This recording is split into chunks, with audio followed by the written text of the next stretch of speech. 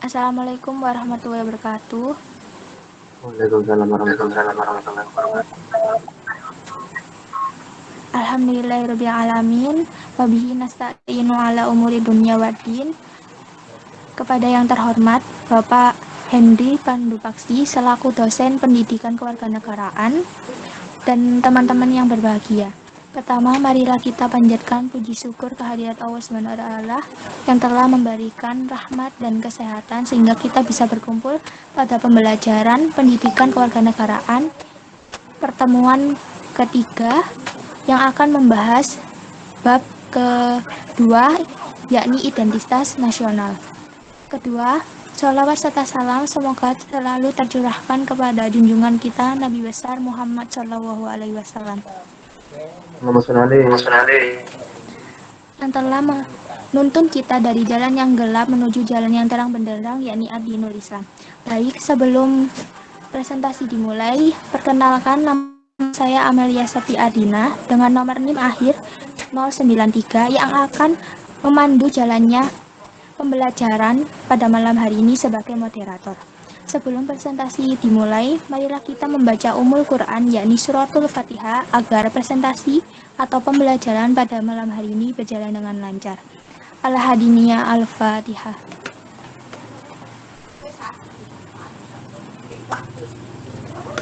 Amin.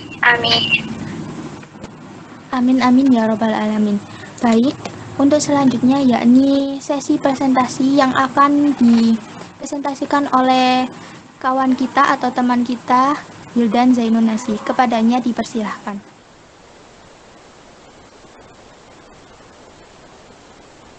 Baik, terima kasih atas kesempatan yang telah diberikan Pak Amel. Izin untuk share screen ya, teman-teman. Baik, saya mulai. Assalamualaikum warahmatullahi wabarakatuh. Waalaikumsalam Waalaikumsalam warahmatullahi warahmatullahi wabarakatuh. wabarakatuh. Perkenalkan, saya Wildan Zainun Nasyeh dari kelas 2022A, Prodi Pendidikan IPS dengan NIM 8068. Di sini saya akan mempresentasikan hasil riset saya mengenai bab yakni identitas nasional. Kita langsung menginjak ke subbab yang pertama yakni mengenai konsep identitas nasional. Identitas nasional adalah konsep suatu bangsa tentang dirinya. Ciri khas suatu bangsa adalah penanda utama identitas bangsa tersebut. Karena menyangkut diri atau ciri suatu bangsa, maka konfirmasi atau penegasan terhadap identitas nasional suatu bangsa selalu merujuk atau mengacu pada hakikat bangsa itu sendiri.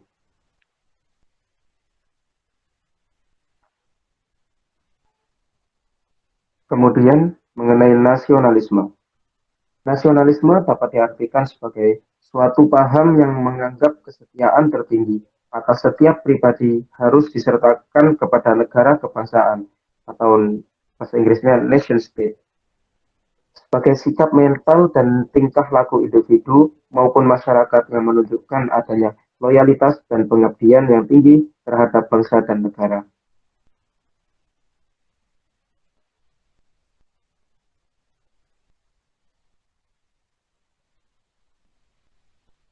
Kemudian ada nasionalisme dalam perspektif ketahanan budaya. Nah, budaya sendiri memandang nasionalisme sebagai perasaan cinta terhadap negaranya. Lantas, apa yang membuat kita cinta terhadap suatu negara sehingga kita rela mengeluarkan keloyalitasan serta royalitas dalam mewujudkan tatanan negara yang baik? Jawaban yang paling tepat adalah karena kesamaan dan kecocokan budaya antara seseorang dengan negaranya.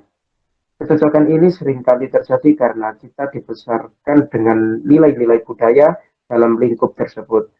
Maka dari itu, untuk memperkuat jiwa nasionalitas, kita perlu untuk mewujudkan dan mengabadikan nilai-nilai budaya kita agar tetap lestari.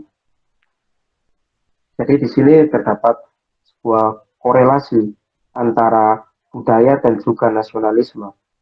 Jikalau kita ingin memperkokoh jiwa nasionalisme kita, maka kita perlu untuk cinta. Nasionalisme sendiri itu kan bermakna cinta, cinta terhadap negara, tanah air. Nah, pertanyaannya, gimana cara kita untuk memunculkan perasaan cinta tersebut?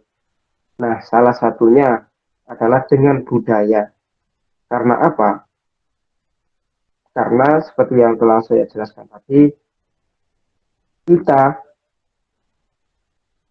kita dibesarkan di negara ini berdasarkan dengan nilai-nilai budaya yang bisa dikatakan menjadi suatu ciri khas dari suatu tempat tersebut, sehingga kita memiliki apa ya bahasanya ya, keklopan ataupun kesamaan lah. Jadi di situ kita dapat mewujudkan rasa cinta, karena siapa yang mau bahwasanya nilai-nilai budaya kita itu diusik oleh negara lain. Nah, ini sebenarnya salah satu sebagai bentuk contoh dari pengaplikasian cinta terhadap tanah air. Next.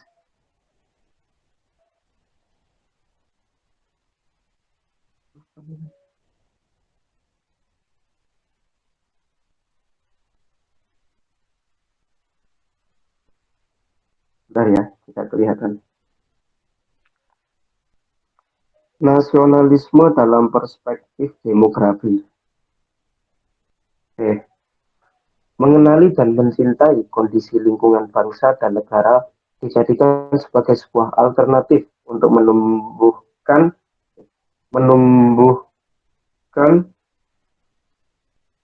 rasa kebanggaan yang akan melandasi munculnya rasa cinta tanah air. Nah, ini maksudnya gimana? Jadi saya memberikan contoh yang ada di dalam kehidupan kita sehari-hari, yakni di kampus. Di kampus sendiri kan ada yang namanya matkul geografi.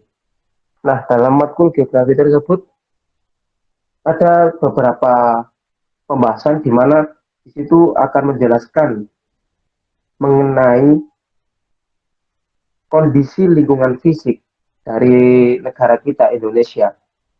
Dengan mengetahui kondisi lingkungan fisik negara kita, kita jadi tahu bahwasanya oh ini loh negara kita, oh ini loh segini loh luasnya negara kita, oh ini loh bagian-bagian yang perlu kita untuk lindungi. Nah, dengan kita mengetahui batas-batas lingkungan fisik dari negara itu, kita akan sedikit ataupun banyak akan menumbuhkan rasa nasionalisme. Karena apa? Karena kita tahu bahwasanya batas-batas ataupun jenis-jenis dari lingkungan fisik di negara kita itu milik kita.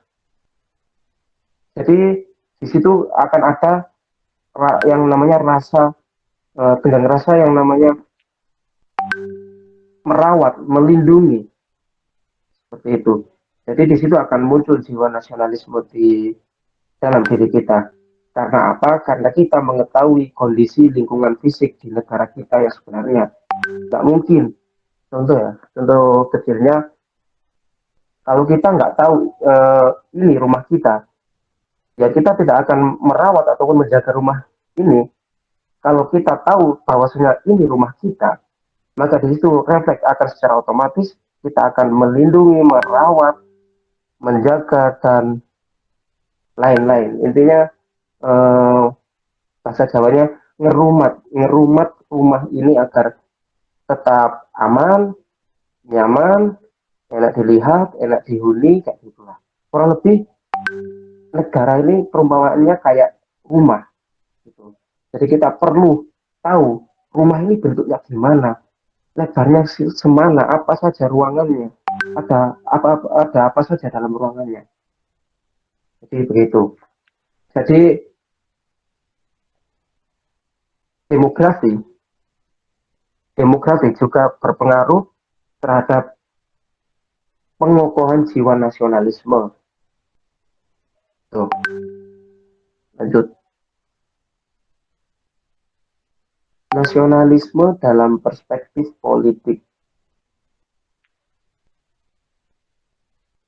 Politik dalam suatu negara memiliki tanggung jawab yang sangat besar dalam mewujudkan kesejahteraan masyarakatnya, yang dimana jika kesejahteraannya terjamin, maka akan secara otomatis jiwa nasionalisme dan rasa kepercayaan dari masyarakat akan lebih kokoh.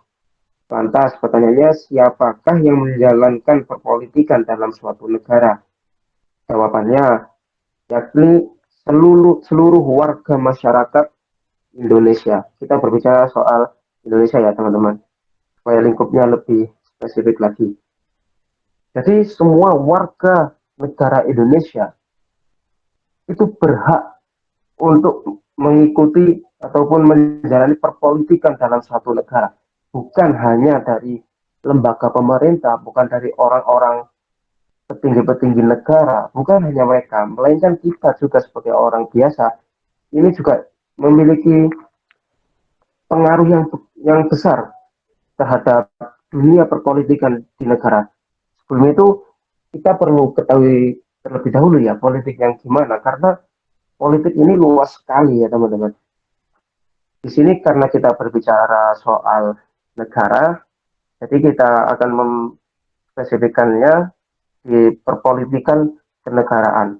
Jadi di situ arah gerak dari politik kenegaraan itu akan bergerak di bidang yang dimana suatu usaha kita untuk mewujudkan nilai kesejahteraan dalam negara ini, yakni negara Indonesia.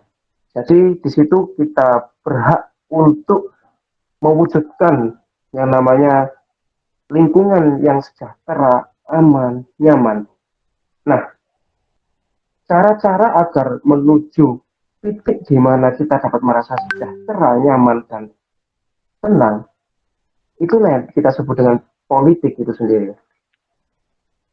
Politik, setahu saya ya teman-teman, kalau salah mau saya bisa langsung disanggah. Kalau setahu saya, politik itu merupakan suatu usaha kita untuk mendapatkan apa yang kita inginkan. Nah, di sini yang kita inginkan adalah kondisi di mana dalam suatu negara itu aman, nyaman, tentram, tenang, damai, nggak ada yang namanya konflik, meskipun itu tidak mungkin, tapi dengan kita berkeinginan seperti itu, setidaknya kita dapat meminimalisir terjadinya konflik ataupun pertikaian dan lain-lain. Nah, keinginan kita sudah jelas, yakni mewujudkan hal-hal tersebut. Nah, cara gimana kita dalam mewujudkan keinginan keinginan tersebut, itulah yang dinamakan dengan arah gerak perpolitikan dalam negara. Seperti itu. Jadi politik juga ikut andil besar dalam mewujudkan jiwa nasionalisme terhadap seluruh masyarakat Indonesia. Karena apa? Karena dengan terwujudnya keinginan-keinginan tersebut, maka otomatis seluruh masyarakat Indonesia akan merasa bagaimana ya? Akan merasa nyaman, merasa bahwasanya, oh iya, ini memang negaraku. Negaraku telah memfasilitasi aku begini. Seharusnya aku dapat begini. Nah, di situ akan memunculkan yang namanya sikap balas budi. Sehingga di situ masyarakat gak hanya menuntut, oh negara, oh pemerintah, tolong dong kasih kami begini. Tidak hanya akan menuntut seperti itu, melainkan malah baliknya. Jika mereka merasa bahwa mereka terpenuhi, maka mereka akan berusaha gimana cara mereka dalam ikut berkontribusi untuk memajukan negaranya. Jadi di sini kan sudah muncul jiwa-jiwa nasionalisme.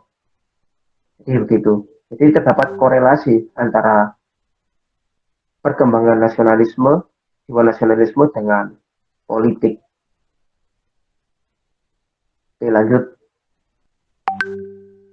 Nasionalisme dalam perspektif kedaerahan.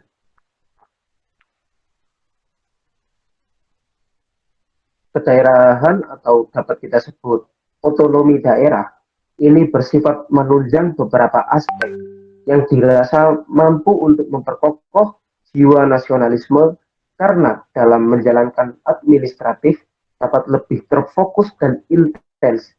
Pertanyaannya, otonomi daerah ini menunjang dalam hal-hal apa saja. Maka di sini setelah saya melakukan beberapa riset, jadi saya mengambil kesimpulan bahwasannya yang pertama, alasan diadakannya otonomi daerah ini itu karena yang pertama, biar eh, dalam suatu daerah tersebut dapat memiliki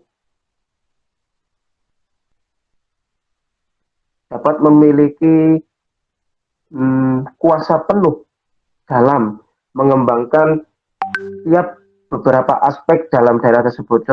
Contohnya yang saya tahu, otonomi daerah ini terbagi dari kabupaten dan kecamatan. Nah, contoh kita ambil kabupaten ya, teman-teman. Kok bisa otonomi daerah ini dapat memperkuat nasionalisme dan menunjang beberapa hal dalam mewujudkan jiwa nasionalisme? Namanya yang pertama, lembaga otonomi daerah tersebut, kabupaten ini, itu dapat lebih fokus dalam mengembangkan nilai-nilai kebudayaan daerahnya. Kok bisa begitu? Ya karena dia yang paling paham dengan daerahnya.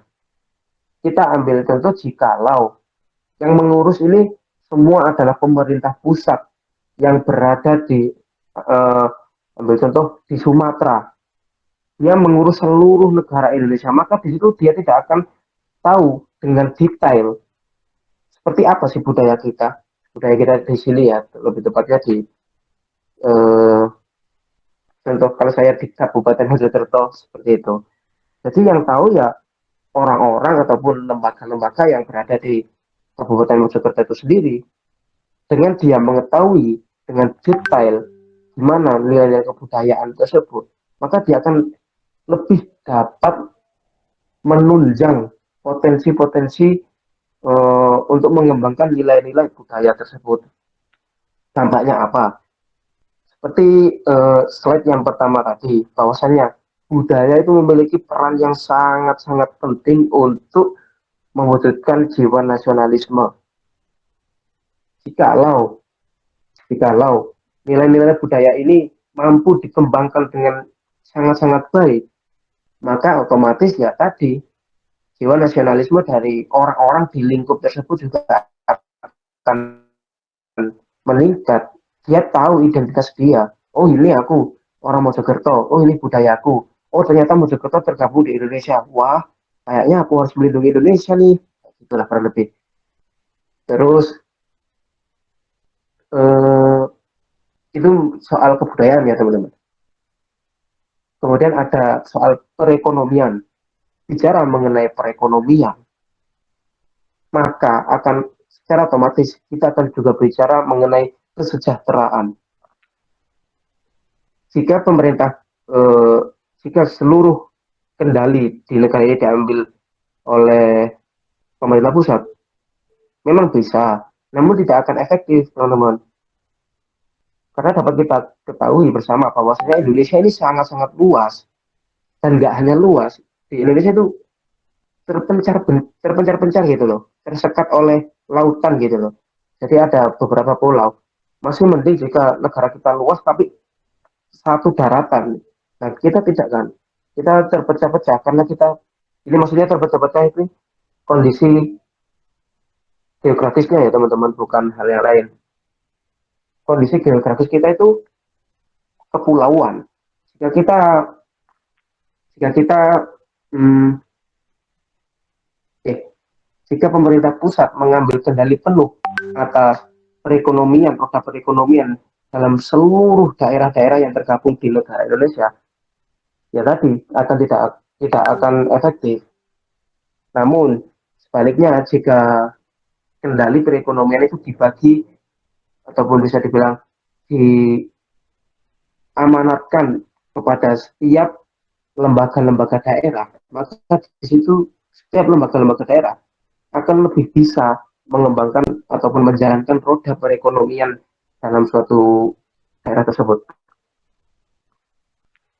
Ya, karena tentu dari lembaga daerah tersebut juga tahu potensi apa saja yang sekiranya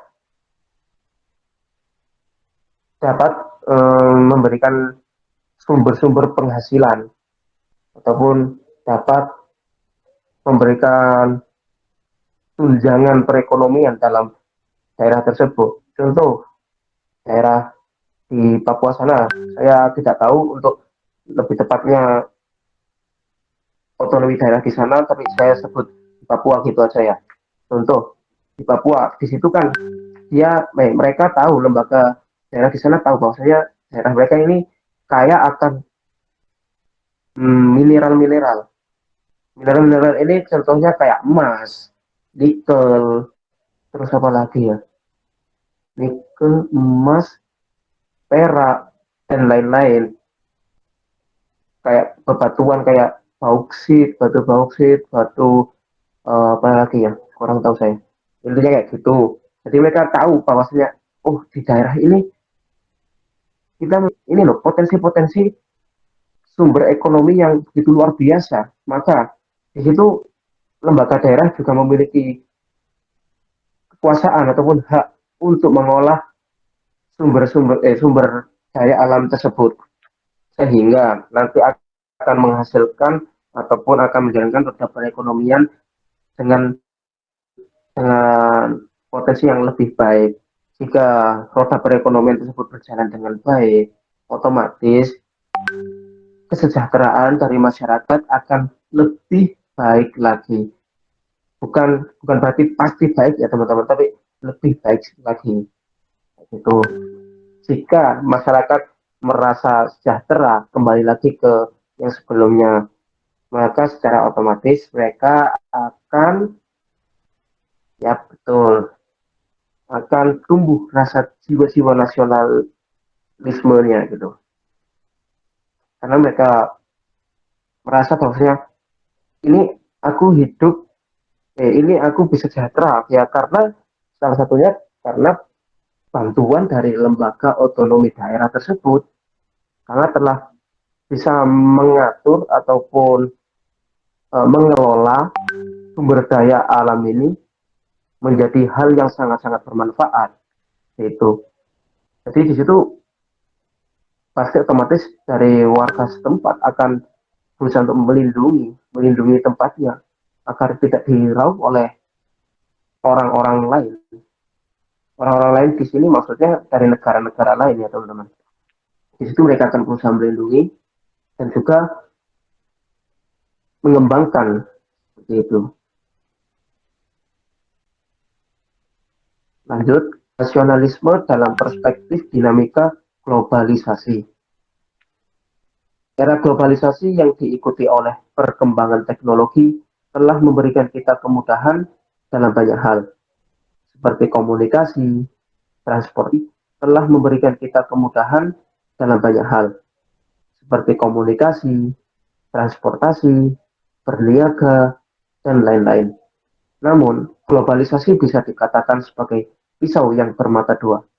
Karena jika salah mengambil tindakan, maka akan terjadi hal-hal negatif seperti pertengkaran, perpecahan, dan keresahan. Globalisasi sendiri juga memiliki peranan yang kuat dalam menunjang beberapa aspek yang memperoleh seseorang. Lantas yang perlu dipertanyakan adalah menunjang dalam aspek apa? Jadi gini, saya langsung ngasih contoh saja ya di sini soalnya agak rumit menjelaskan yang satu ini. Seperti yang dibilang tadi, bahwasanya era globalisasi ini diikuti oleh perkembangan teknologi yang begitu luar biasa canggih. Sejak perpindahan tahun 1000 ke 2000 itu memiliki perubahan yang benar-benar drastis dari segi teknologi. Itu mulai muncul yang namanya handphone. Handphone ini sendiri benar-benar memiliki dampak yang begitu luar biasa baik dan juga dampak yang amat-amat begitu luar biasa buruk. Mohon maaf pemborosan kata kayak gitu. Jadi seperti yang saya bilang tadi bermata dua pisau yang bermata dua karena ya tadi bisa menghantarkan kita ke hal-hal yang baik, namun juga bisa menghantarkan ke hal-hal yang buruk seperti itu.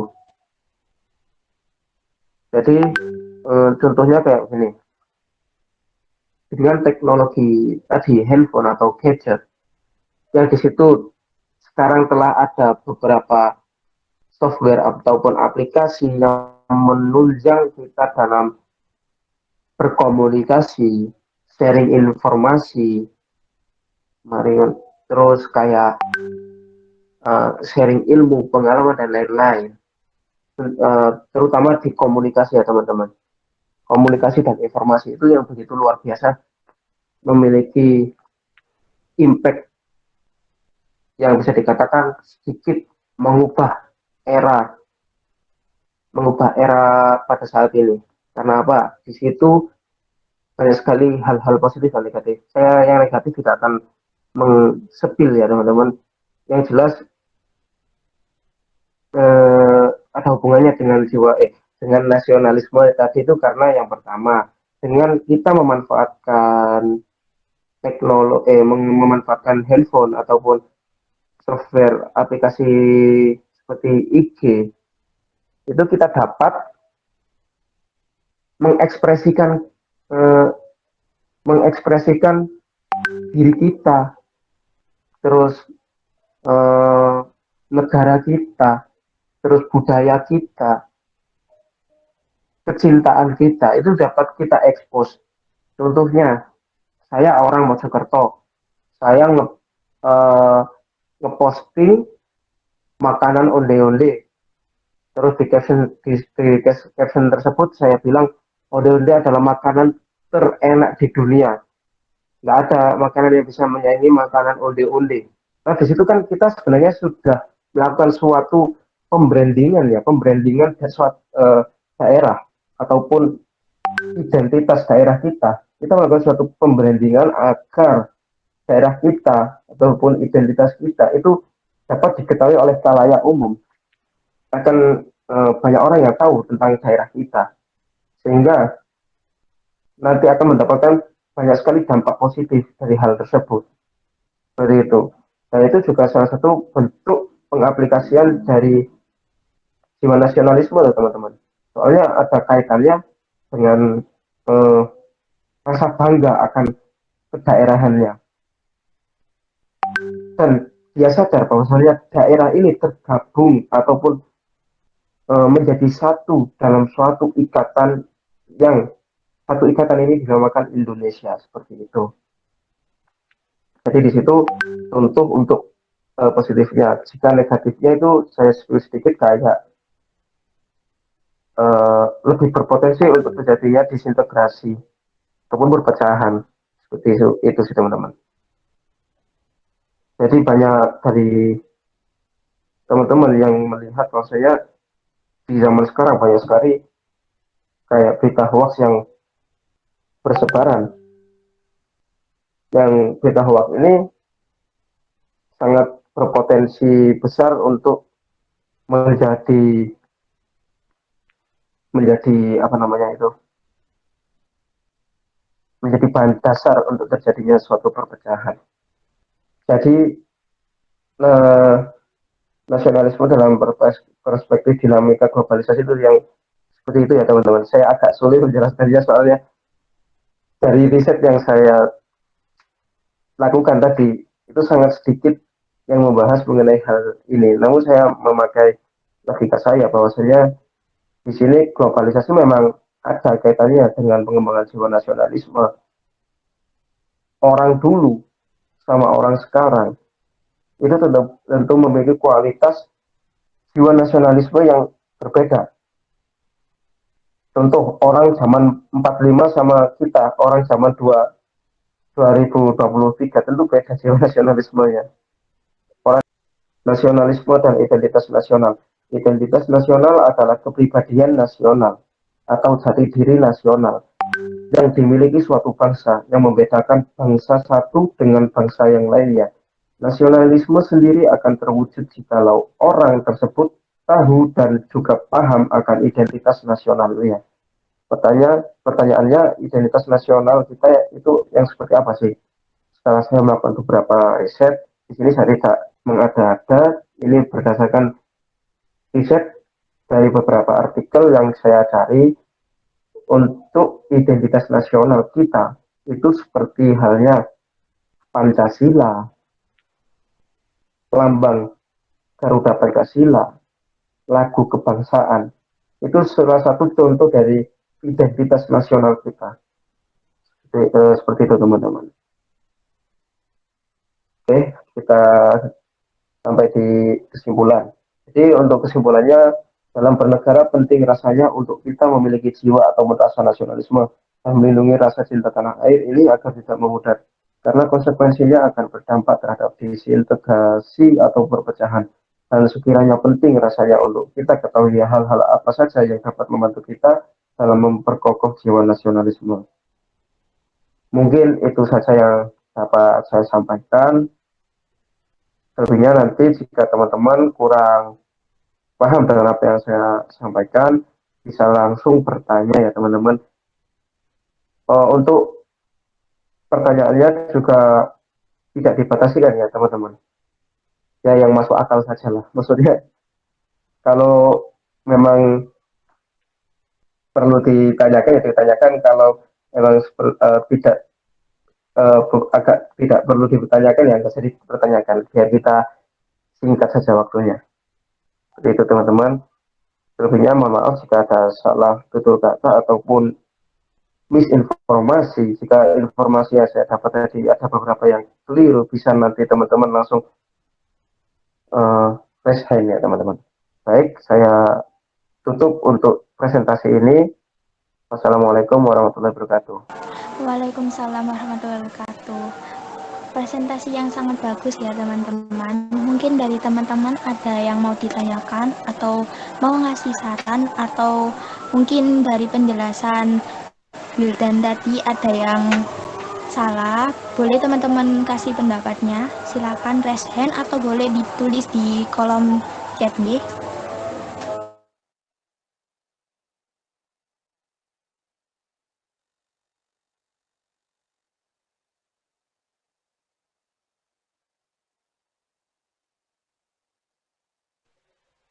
Baik teman-teman, jika ada yang ditanyakan bisa langsung raise hand.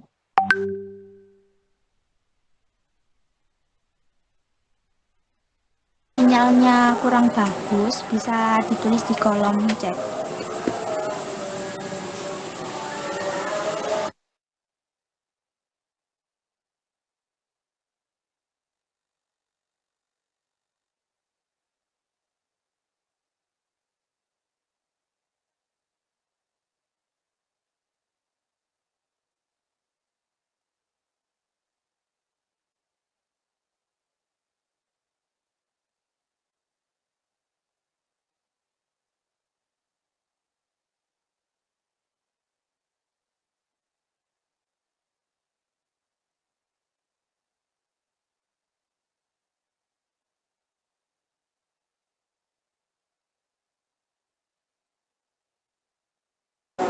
Mungkin dari teman-teman masih memikirkan pertanyaan ya. Boleh saya tanya ke yang presentasi? Monggo, Mbak Amel. Oke, jadi gini, nasionalisme dan identitas nasional itu kan merupakan konsep yang saling terkait erat. Nasionalisme itu juga menjadi alat untuk memperkuat identitas nasional. Lalu, apabila suatu negara tidak memiliki identitas nasional, apakah akibat terburuk yang akan terjadi pada negara tersebut? Menurut Mas Wildan saja. Baik, pertanyaan yang sangat bagus. Izin menjawab ya Mbak Mel. Ini berdasarkan apa yang saya tahu. Jadi sebelumnya, kalau menurut saya sendiri, nasionalisme itu tidak digunakan untuk memperkuat identitas nasional ya Mbak Mel. Melainkan sebaliknya, yakni identitas nasional lah yang digunakan sebagai alat untuk memperkuat jiwa nasionalisme. Jadi di sini kita wajib tahu identitas kita itu seperti apa sih. Kita wajib tahu. Tidak mungkin dong kita dapat contohnya dari saya sendiri ya, saya mereplikakan negara di diri saya sendiri. Nggak mungkin saya mencintai diri saya sendiri. Oh, jangan diri saya lah. Eh, Orang lain. Nggak mungkin saya mencintai orang tersebut jikalau aku tidak tahu siapa orang tersebut. Aku nggak mungkin mencintai Mbak Amel kalau aku nggak tahu Mbak Amel itu seperti apa. Kayak seperti contohnya kayak gitulah. Jadi di sini eh, seperti itu, seperti itu identitas nasional. Karena dengan kita mengetahui identitas kita ataupun identitas negara kita itu seperti apa, itu akan memunculkan tenggang rasa ataupun cinta terhadap cinta terhadap negara kita. Nah, cinta terhadap negara kita ini yang dapat kita sebut dengan jiwa nasionalis. Seperti itu. Nah, pertanyaannya kan dari Wamel, apa yang akan terjadi jikalau identitas nasionalis identitas nasional itu tidak ada yang Wamel? Jadi kalau menurut saya, maka kemungkinan besar yang akan terjadi adalah perpecahan, kerusuhan, dan rasa resah yang ada di mana-mana. Karena apa? Ya karena dari masyarakatnya tidak tahu eh, mereka itu tinggal di mana. Maksudnya ini, dia tahu kalau tinggal di Indonesia, tapi dia tidak tahu eh, identitas nasionalnya. Identitas nasional Indonesia tadi apa yang saya sampaikan? Ya betul, Pancasila, lagu kebangsaan, lambang negara. Itu seperti untuk contohnya seperti itu ya teman-teman. Jadi Pancasila, jika orang tersebut tidak tahu Pancasila, maka kemungkinan besar akan terjadi hal-hal yang bersifat melenceng dari norma-norma di suatu negara tersebut. Karena apa? Karena Pancasila itu sendiri merupakan sebuah landasan kita dalam bernegara. Landasan ya teman-teman, landasan adalah suatu jalan yang mengarahkan kita sebagai objek menuju suatu tempat. Nah, tempat ini kita perumpamakan sebagai kesejahteraan dan objeknya itu kita dan landasannya itu adalah Pancasila. Jika kita tidak memiliki landasan, kita tidak akan mampu untuk menggapai tujuan kita yakni kemakmuran. Jika kita tidak sampai menuju titik itu, maka yang akan terjadi yakni ya tadi berpotensi akan terjadi perpecahan, kerusuhan, konflik di mana-mana, pertikaian dan lain-lain. Karena mereka tidak mengetahui identitasnya. Dan lagi, Pancasila ini kan merupakan identitas nasional.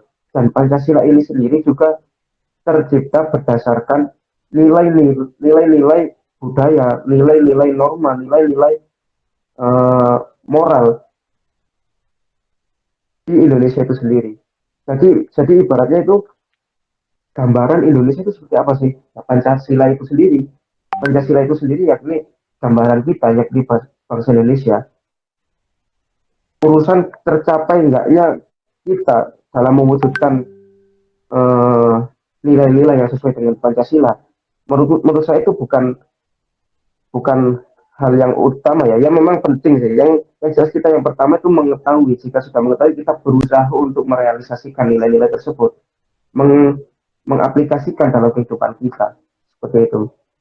Jika kita sudah berusaha melakukannya, memang nggak mungkin kita akan mendapatkan hasil yang sempurna, nggak ada yang sempurna teman-teman. Kesempurnaan itu sendiri hanya milik Tuhan gitu.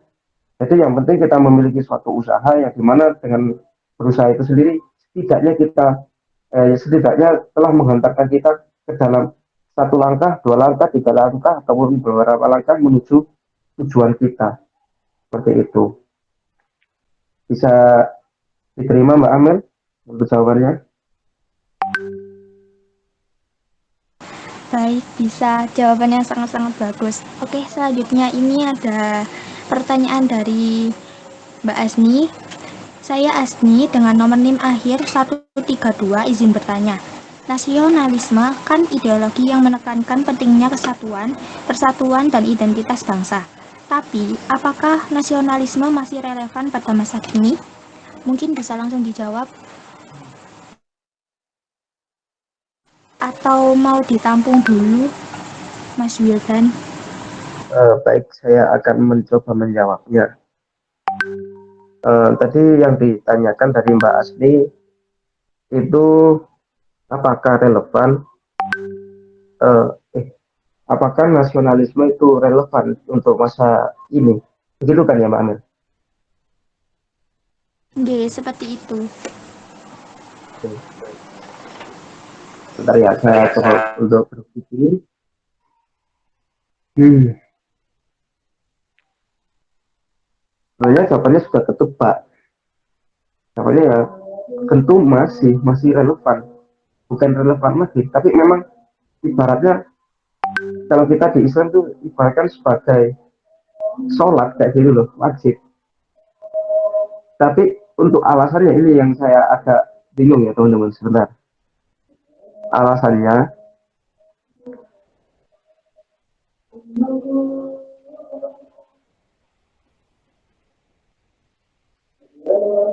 oke saya tampung dulu biar nggak makin banyak waktu. Sebenarnya sudah terjawab untuk pertanyaannya itu memang gimana ya? Itu pasti pasti relevan dan juga wajib wajib ada untuk diri kita nasionalisme. Tapi saya sendiri nggak tahu sebenarnya alasannya. Alasan saya bilang ngomong ngomong bahasanya itu wajib, nah itu ya nggak tahu. Mungkin dari teman-teman nanti bisa menambah ya teman-teman. Jadi di sini saya kita ini sama-sama belajar. Jika saya tahu ya saya akan nge-share ke kalian. Jika saya tidak tahu ya bagi kalian yang tahu bisa nge-share ke kita kayak gitu. Mohon maaf ya untuk Mbak Asli, saya tidak bisa menjawabnya dengan sempurna. Mungkin untuk menjawab itu kan membutuhkan beberapa riset. Yang penting deh Mbak Asli. Baik, mungkin lanjut ke pertanyaan selanjutnya, nggih. Dari Hmm. Ina Nurilaili dengan nomor NIM akhir 069. Wujud negatif dari identitas nasional adalah chauvinisme. Tunjukkan mengapa sikap ini negatif pengaruhnya terhadap identitas nasional. Jawab secara singkat saja, Mas. Terima kasih. Oh oke Mbak Ina. Sebentar ya, saya browsing dulu.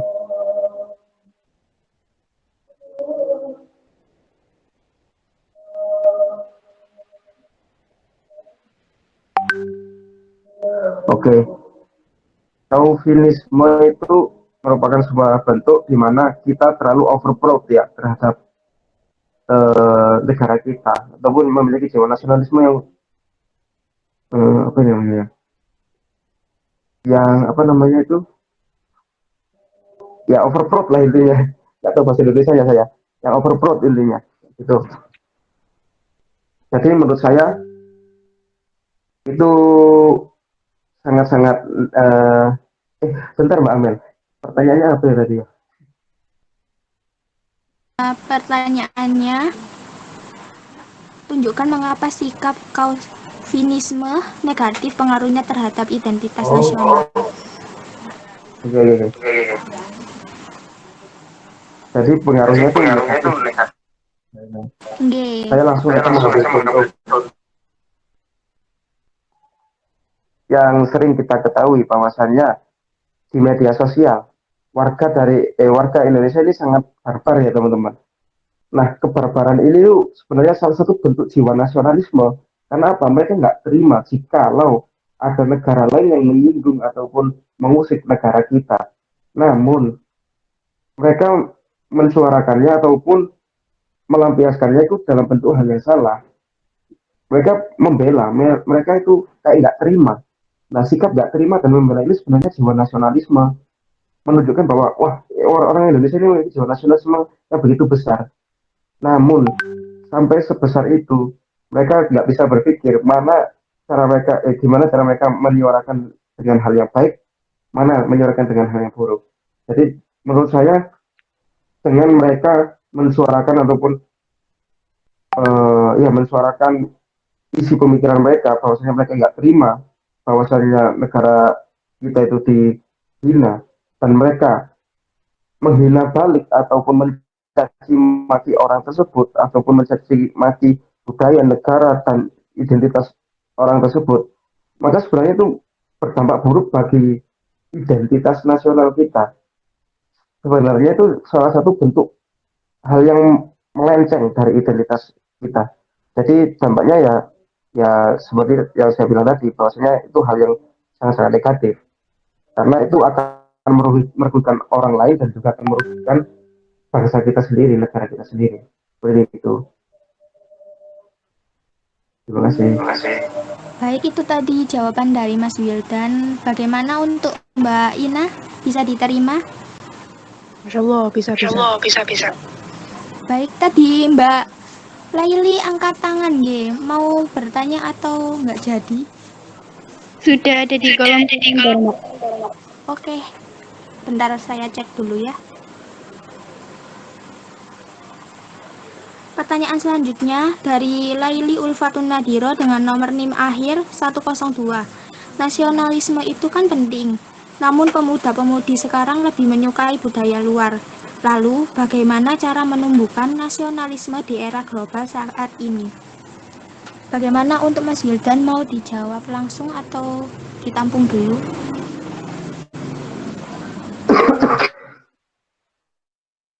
Saya akan mencoba menjawabnya langsung saja.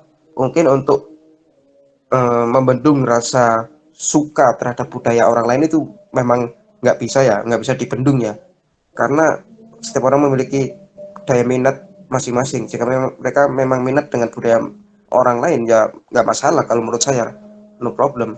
Tapi yang pasti dia nggak lupa dengan budaya sendiri dan dia ada rasa cinta dengan budaya sendiri. Cinta ini berupa pengaplikasian dalam hal menjaga, merawat, dan melestarikan budayanya seperti itu. Jadi menurut saya nggak masalah. Mungkin cara untuk mewujudkan rasa cinta itu yang pertama tentu dari beberapa pihak ya. Ada dari pihak pemerintah, instansi lembaga pendidikan, terus masyarakat, keluarga juga bisa. Contoh dari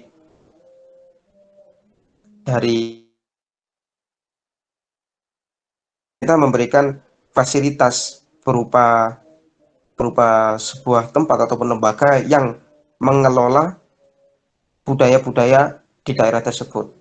Itu dari pemerintah. Dari pihak lembaga kependidikan kayak UNIF, SMA, instansi sekolah kayak SMA, SMP, SD, itu mungkin dapat mengadakan program acara ataupun program kerja yang memiliki ataupun yang bertujuan untuk mengembangkan daya minat ataupun daya tarik dari anak didiknya akan budaya negara ini.